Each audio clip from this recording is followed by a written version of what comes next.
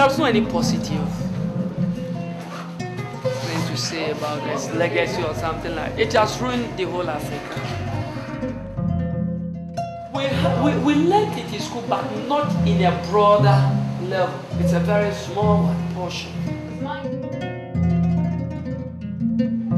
So we don't talk it down. We don't even say it to anybody.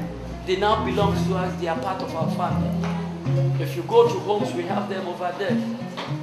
That is why we stopped learning it. That is it. We visit the dungeons.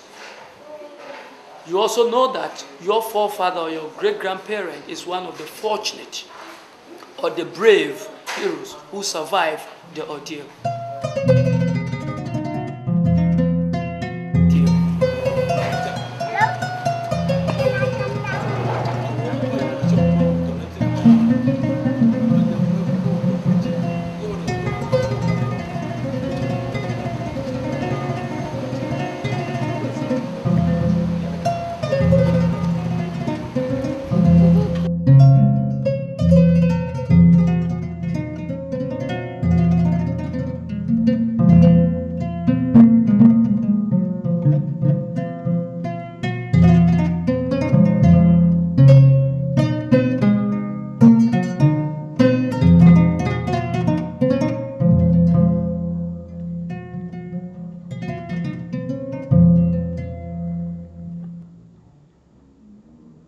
Quiet of a slave dungeon, my ancestors tell me this. Man still keeps man as chattel and thing. Let us speak of Darfur. If nobody else knows, surely we know the smell of genocide. Women in Mexico, hunted down like dogs. Slaves still march across scorching heat through the desert in Africa. I hear you can buy Filipino in Belgium as sure as I can buy bread in Tesco's. Who else knows their plight? Who else has earned the right to take a stand? Slavery is here, strong and to stay. As long as we stay in this man trap, happy to recite a mantra that keeps us fixed. Succeeded in breaking asunder the chains of bondage. All the disparate people that make up this country now called Ghana will come together on the 6th of March 2007 to celebrate the 50th anniversary of Ghanaian independence from British rule. But as we struggle against the confines of being a once colonised people, I wonder about the success of our hopes and aspirations for the future, when there is little knowledge of who we were before this period of occupation. I want to know how my people, the Asante, lost our freedom in the first place. This is the little-known story of the Golden Chair of Asante and Queen Nana Yaa Asantewaa I, a 60-year-old grandmother who became Commander-in-Chief of the Asante Army that fought in the 6th and final war against British rule.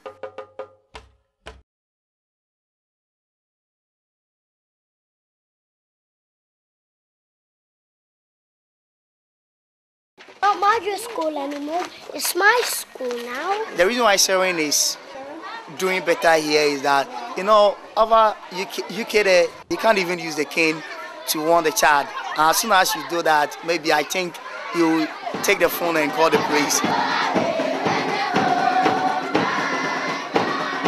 Trousers. Trousers. Clap for her.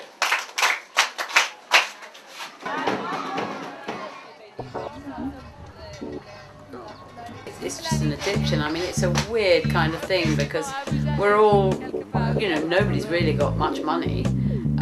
And so I suppose it's a bit of a buzz that you can set all your stuff up and sell and have all this stuff that you've chosen. So it's very different from getting a wage. It's a way of life as well. You know, for me, it's traveling, it's living outdoors, it's having a huge amount of freedom as to how I live. When I had a chance of going to Japan and I visited the emperor in his home, I found this piece there. So that made me feel like on top of the world at that time. What did the emperor say when he realized you were the artist of one of the pieces? Well, he felt great having to meet an artist who made something that is in your house.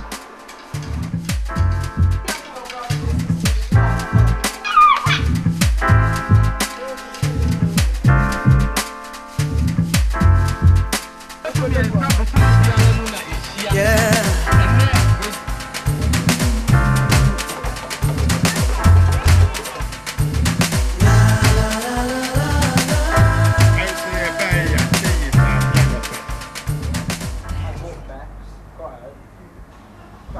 think that in older cultures there was initiation for boys, and I think that played a huge role with using that male energy.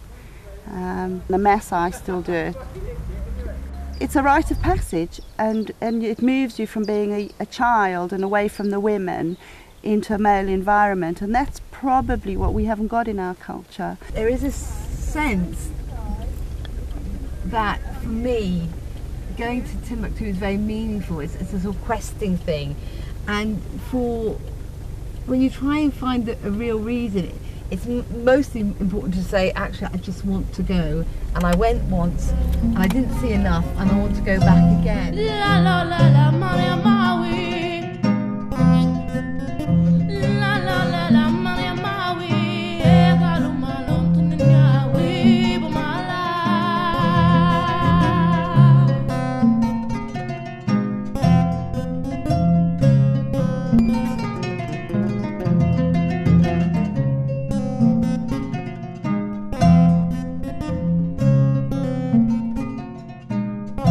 Laila la was in